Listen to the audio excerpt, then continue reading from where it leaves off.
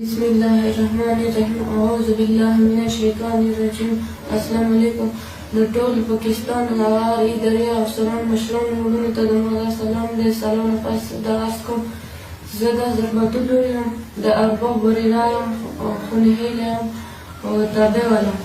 زه ما پلار کله ارباب وشتل په ګلې باندې هغه نه د ما مور پاتې شوه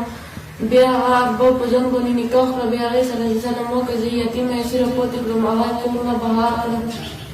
بیا هغه زه ما سره ژوند تېر کړ زه د په زور 12 کاله پورې په 12 کالو وړه زه خلاصه کړم بیا وزیر ته ورکړم د وزیر منګول یم پاړې د هغه د کور والا یم د ما وړه یوه بچی هم پاتې دی او زه د وزیر کور الوتې یم د ما نصیر سره دوستي وه هغې وې پرې زه راوبستم کور نه بیا یې حکومت والا سره ونیولم په زور کې سزې کمیشن سزې او بیا هغه حکومت والا پیسې واخیستې زه خلاصه کړم کور ته بیا پاس کړم بیا هغه سره بیا زه راوړم بیا کله زما مور سره روغه وشوله ما وزیر نه ماته ډېر احساس ته تنګ و زما خپل سم نه ماته تنګ و هغه ما نه حالته مطالبه کوله هغه نه زه بیا ما نصیر سره دوستي او بس هغه سره زه ووتم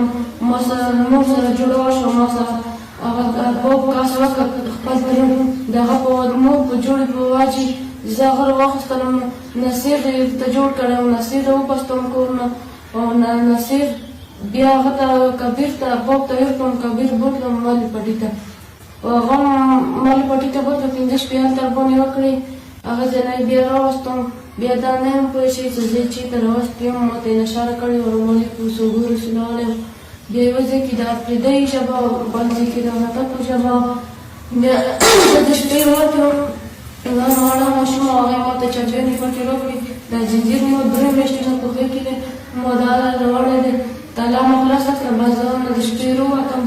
ما سره یو وړې ماشومې مرسته وکړه زه دا غواړم چې ما ته طلاق ومیلاو شي زما وړه ماشومې لور دی هغه ما ته میلاو شي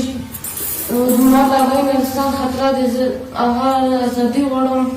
وزیر وینا ارباب وینا زه دا غواړم چې د کوم کسان زه راغه کړی یم دا ګرفتار شي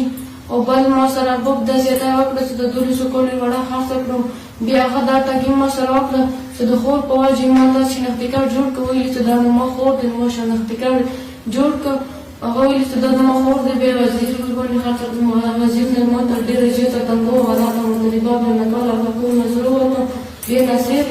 ارباب کبیر ته ورکړم بیا کبیر مې ماله پټي کې 15 شپې باندې وکړې دي هغه ځای نه بیا راوستم اوس ما ته وړې ماشومې دا ورکړې دی د چابیانو ما طلاق وکړی دی زه د شپې راوتې یم او ما ته ډېره زیاته خطره ده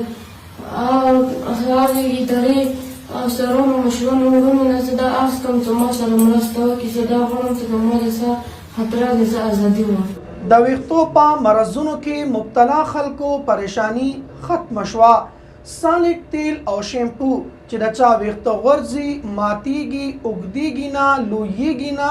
خشکی او خارښت دی نو پریشانی دا کمې خبرې سالک تیل او شیمپو استعمال کوي ویښتو بیماریانې هېرې کړئ